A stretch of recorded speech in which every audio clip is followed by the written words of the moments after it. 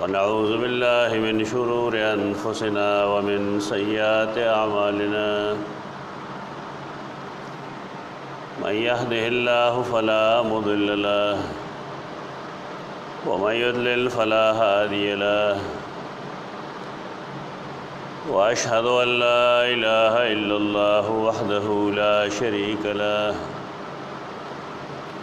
وأشهد أن محمدًا عبده ورسوله صلى الله تعالى عليه وعلى آله وأصحابه أجمعين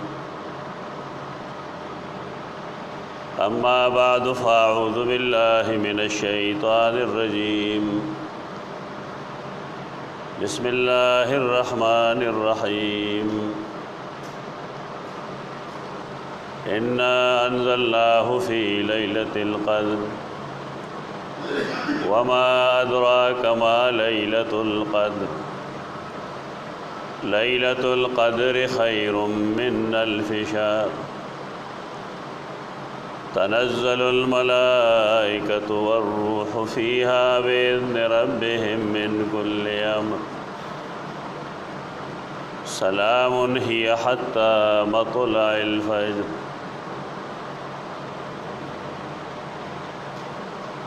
رمضان المبارک لومبنه دعا عشرې سبا انشاءاللہ ختمېدونکي دي او بیا د سبا شپې نه هغه آخري عشره شروع کېږي چې په کې د لیلة القدر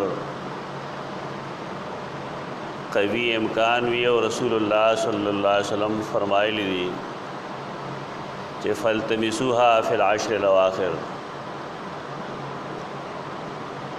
آخری لس شپو کې د دې تلاش پکار دی د التماس او تلاش نه بعض خلقو دا مطلب اغستره چې رس خاص رڼا وي خاص کیفیت وي خاص حالات وي میز کې د التماس دغه مفهوم نه دی التماس دې ته وایي چې تاسو په دې شپو کې او بالخصوص هغه شپې چې هغه ناتګې دي یو اجتماع د اجتماع پنځه اجتماع او اجتماع یو کم دیر شمه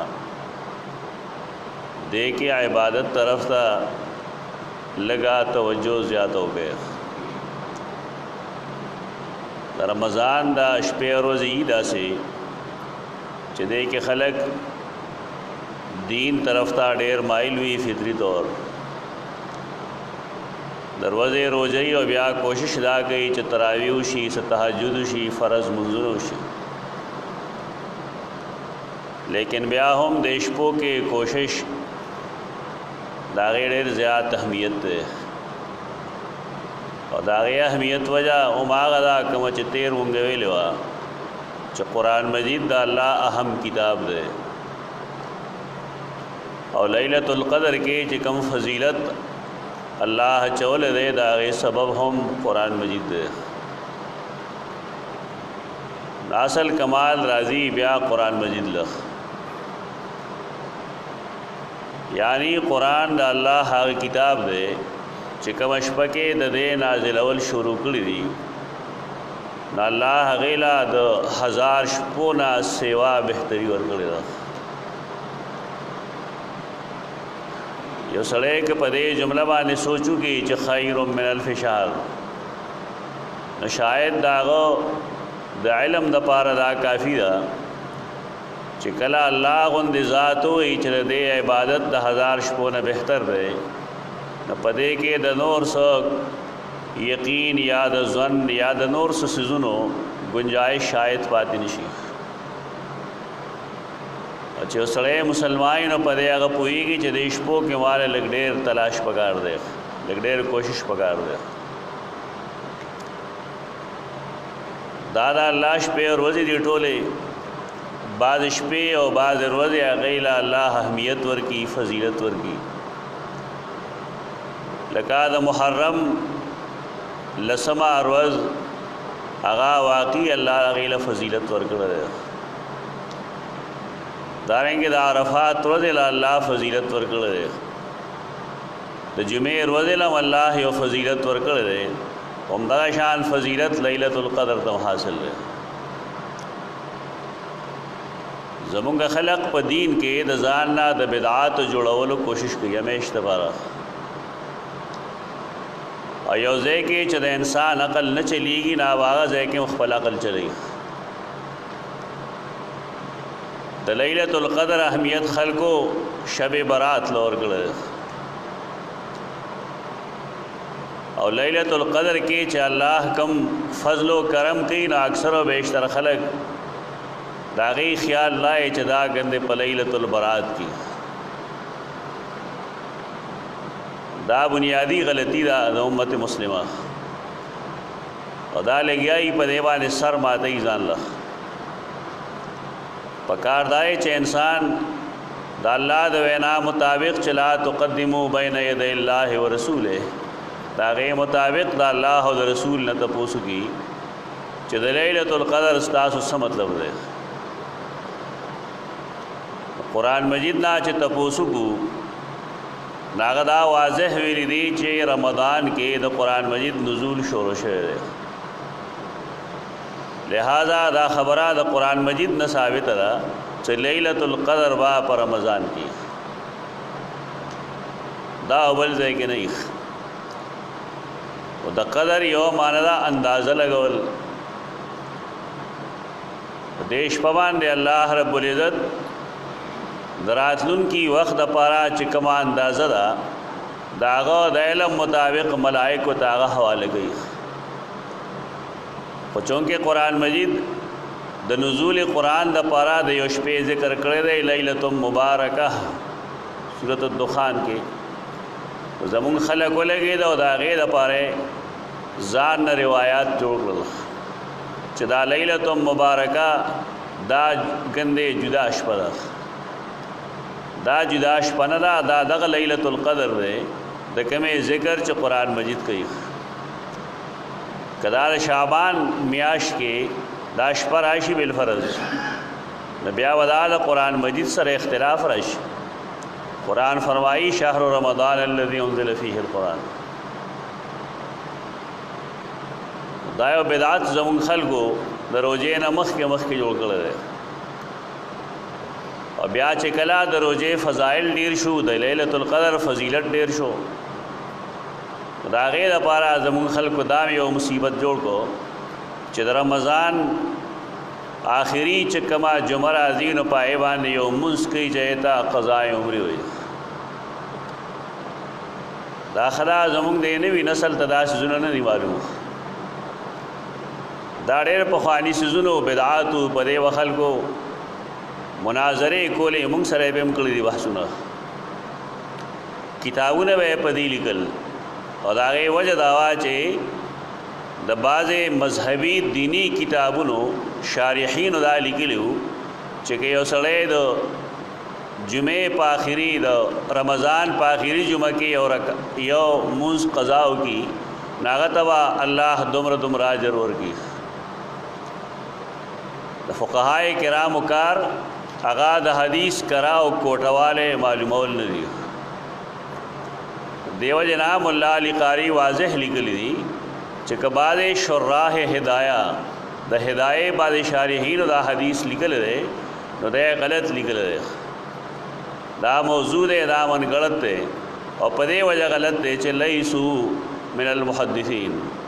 فقها محدثین نه ګره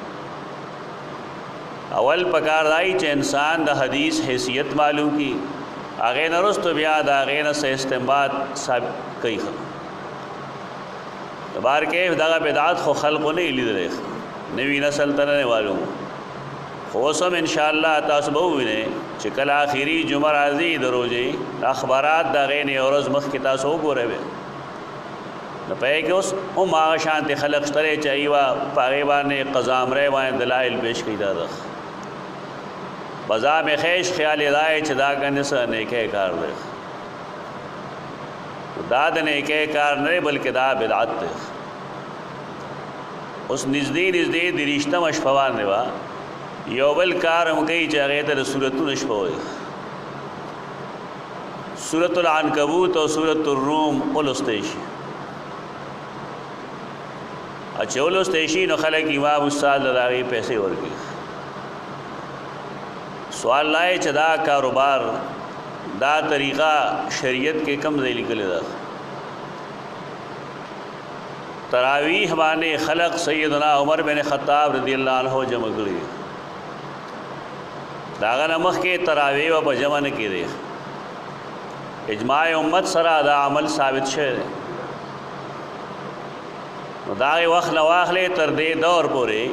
په کم شرعي کتاب کې د دې دلیل موجود دی. دا بدعت ده او خلق جوړ کړي دي. یو سړی د خپل امام احترام کوي، غله پیسې ور کوي، داغه عزت کوي، داغه خدمت کوي، په دې هیڅ پابندي نشته ده. لیکن د قرآن د لستونه بغیر دوی چا امام غریب دی، محتاج دی، فقیر دی، مفلس دی، دا هیڅوک نه وي او نه دا چا ویلی دي چې د امداد مکوي. امداد دې داغه په نورو طریقې وکړي شي. دا خو نه طریقه چې یو څیز د رسول الله صلی الله علیه وسلم په دین کې نشته دی او د دین په هیڅ کتاب کې نشته دی، نو ولې هغې له یو داسې شکل ورکړی شي چې هغه د بدعت زمره کې راځي. دا دومره افضل شپې او ورځې چې کومې شروع کېدین کړي نو په هغې کې خو دغه دوه بدعات دي. باید چې د دې نه انسان ځان یو طرف ته وساتي. لیلۃ القدر د هغې د لاندې کولو څه طریقه ده،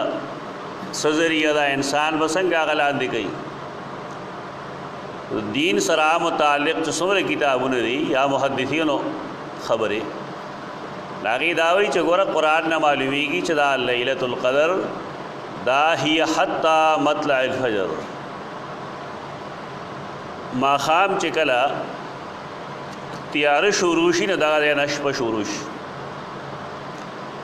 یو بني آدم دی هغه له الله توفیق ورکړو د ماښام مونځ هغه وکړو، جمع سره وکړو، د دې ټایم نه لیلۃ القدر شروع شوی دی. ماسختن مونځ یې وکړو، تراویح وکړې، تهجد یې وکړل او سار پاسېدو د جمع مونځ یې هم وکړو، نو دته د لیلۃ القدر فضیلت حاصل شوی دی. ولې وجه د هغې دا ده چې لیله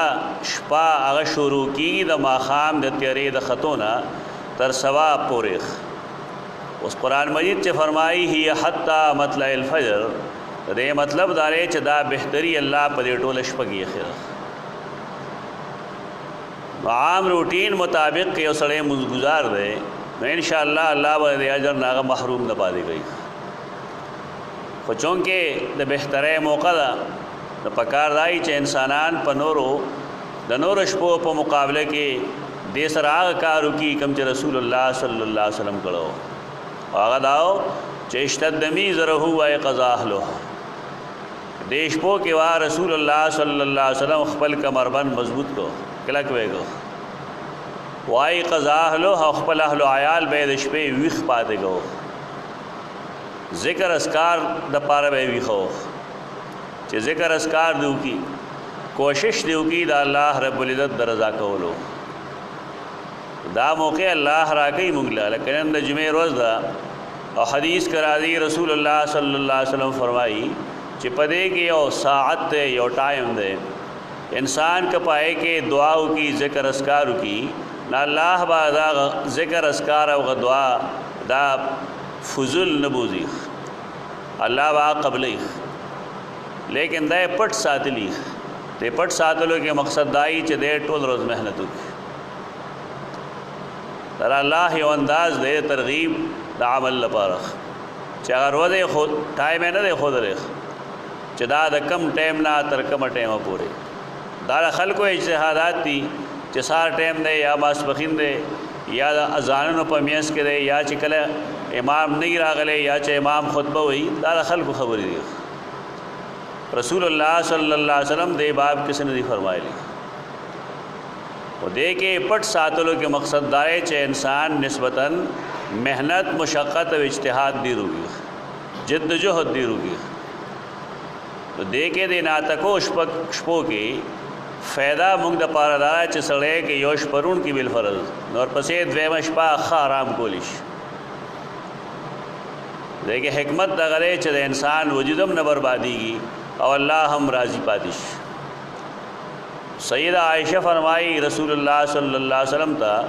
چې کې بل فرض په دغه شپه زه ویښه پاتې شم، اما کوشش وکړو چې زه ویښه شم عبادات وکړم نو ځان له سوال کم یو کوم. بای سوالات ډېر عجیبه غوندي که مونږ ته یو سړی دا وایي چې دې وخت کې ستا سوال قبلي یو کا نو زمونږ سوال ودای چې الله ما مالدار کې ہمارا دنیا را کے افلانوں کے تو دنیا مالداری اللہ پہ ہر چارہ ولی پچا الگ وقت پا رہی پچا ډیر وقت پا رہی دائی نہ وہی انسان چکنے مالداری نہ رضی زوڑ حالت کل کل اللہ بدلی دے انسان دے وجنا رسول اللہ صلی اللہ علیہ وسلم اغیتر مالدار ہے دعا نہ خود رہے بلکہ اغیتے چکم دعا خود لدا دا اغی تعلق آخرت سر دے. فرمائے لے وایا انک اللہم انک عفون تحب العفو فاعف عنی. مسلم روایت ترا اللہم انک عفون معاف کول دا اللہ کار دے دا اللہ سنت دے. نن کے اسڑے خپل مجرمان معاف کی نو دخل کو خیال لائی جدو پیسے غستی او خیال دائی چرے وگند کمزوری حال دارے معاف کول دا غزات کار دے چاہتا جبار و قہار ہوئی تراغ سنت دے. یا اللہ انکا عفو انتا عفوئی یہ نے معاف کون کے عفو ان آگا چاہتا ہوئی چاہتا ہر چاہتا ہر سا معاف گئی پدے لفظ کے دے پدے مصدر کے دا مضمون پروت دے چې هر څوک انسان چې دی کاغه اړوکې دی او که لوی دی که نارینه ده او که زنانه ده غټ مجرم دی لوی مجرم دی یا اړوکې مجرم دی مشرک دی یا مسلمان دی خو چې دی د الله دربار کې وایي چې یا الله ماله غلطي شوې ده ما معاف کړې د الله رب العزت په دې باندې څه لګېږي نه هغه عفو دی معاف کول کوي هر څه معاف کوي شرک هم معاف کوي په دنیا کې کفر هم معاف کوي ګناهونه هم معاف کوي. او بیا د الله پټولو صفتونو کې پټولو کارونه کې کم کار ډېر خوښ دی صدقه خیرات منځ روژه حج دا ټول بېشک اعمال دي او دا ټول د الله ډېر زیات خوښ دي مینه ده ورسره لیکن د هغه زیاته مینه معاف کولو سره ده. په دې وجه سید عائشہ ته وایي تو آیا تحب العفو یا اللہ تو معاف کول خوخے اللہ تو عفوی معافی کون کے او یا اللہ تو معاف کول خوخے ستا مینہ دا معاف کول سر دایو یو اسم ذکر کر اللہ انکا عفون تحب العفو دیر آغا صفت ذکر کر یو اسم او یو صفت دا دوارا سشو دا اللہ تعالی قرب ذریعہ شوخ دا وسیله شو الله ته دا دعاګانې خلق پکار دای چې رسول الله نزدګي کنه داغه دعاګانو کې عاجزیم ډېر موجود دي او چونکه هغه الله نبی دی په دې وجہ دا یقین دی چې الله ودا دعا ان شاء الله ضرور قبلې ځکه دا دعاګانې الله خپل رسول ته خود لري زه ته کس دعا جوړ کو نه دعا و شاید دومره موثر نه وي سمرا چې د رسول الله صلی الله علیه وسلم دعاګانو کې اثر دی او سمرا مختصر الفاظو کې خپل خبره واضح کړي یا الله ته هر سمافي کون کې دا الله نوم دی عفو ادویم تحب العفو یا الله استامینه دا او ته خو معاف کول ای صفت شو اسم او صفت دا الله د صفاتونه داغت نوم او باسلی شو کنه شو باسله دا علمی نکتر دے گی دا اللہ چکم صفات وی دا غین مونگا نم نشو باسلے اسم نشو باسلے دا محققین و رائے دارا چدا اللہ یو نم دے مثلا اللہ رب العزت کلام خو گئی گنا کلم اللہ موسیٰ تکلیم قرآن مجید تم کلام وی حتی اسمع کلام اللہ، دا اللہ کلام دے حقیقی کلام دے، لیکن دا کلام دا ویلو دا وجہ دا دین مونږ اشتقاق نشو کولے چې اللہ تا متکلم وایو، جائز نہ سرا دے چې کلام دا اللہ صفت دے. دا محققینو چې کم رائے دا درست او زیادہ اصوب دا صحیح دا یو خدا سی وی لکه دی حدیث کې چرازی دا خو مونږ د دین استدلال نکو، دا خو رسول الله صلی الله علیه وسلم په خپل دا صفتم خودلې تحب العفو او عفو دا غنو مغه په خپل خودلې. اشتقاق دا الله د اسماء دا هغه د صفاتونو وباسل دا جمهور محدثین پنیز غیر مناسب کار دی، رضا نه دی په دې باندې خلک. البته امام رازی، امام غزالی او دارنګ امام ابن العربی دا درې کسان تقریبا د دې قائل دي چې د دین مونږه اشتقاق کولی شو، اسماء الہیه اشتقاق ته کولی شو، لیکن دا قول شاذ دی، کمزور دی، په دې ډېر زیات اعتراضات راځي. اسماء حسنا کې ډېر داسې شته دی چې کبل فرض مونږه صفات باندې لګیا شو او دا غیر مونږه اشتقاق کو نو بیا ودا الله نمونه ډېر بدلیږي، بلکې دا سے برسی چې اب الله سره مناسب نه. د دې وجنا دې کم دریو کسان نمونه جما غسل دې قول مرجوح دی. صحیح قول لای چې الله خپل اسماء دا غي تعین په خپل کوي، دا توقیفي دی. الله رب العزت معافی کون کرے دار سو او الله تحب العفوات معاف کول خوخیخ دې سره استامی نه. الله رب العزت مینه کوي د خپل شان مطابق، دا وسیله شو دا الله د اسماء او د صفاتو. قرآن فرمایلی دی وللہ الاسماء الحسنى فادعوه بها، دا غي په وسیله باندې مونږ دعا کو. سیدہ شتوی دعا وکا فاعف عني، یا الله ما معاف کړه. بس مختصر جمله ده په دې کې دا اضافه مکو چې اللهم انک عفو کریم، دا اضافه مکو وګي. اسکارو کې کوشش دا کوي چې صحیح نه صحیح روایت را واخلي. کوم خلکو چې دې کې دا کریم اضافه کړي دا روایت منکر دي، قابل عمل نه دي. مناکیر باندې خلق عمل نه کوي. دوار کیف لیلۃ القدر دا ان شاء الله یو اجتماع درشتما پنځشتما یو اجتماع یو کم درشما دیش پو کې دې تلاش ضروری دی. ان شاء الله جمعه بل امراضی هغه باندې بوم سبای تنبیحات ورکو او کوشش دا وکړي چې دا پدې کې مې نه تکې شپېری دې حق دې ادا کړی. هغه دا چې انسان دې فرایضم صحیح وروړي او دا غي نه علاوه دې مستحب نوافل مو کی، د قرآن مجید تلاوتونه دې مو کی، د خپل بخنه دعاګانې دې مو کی.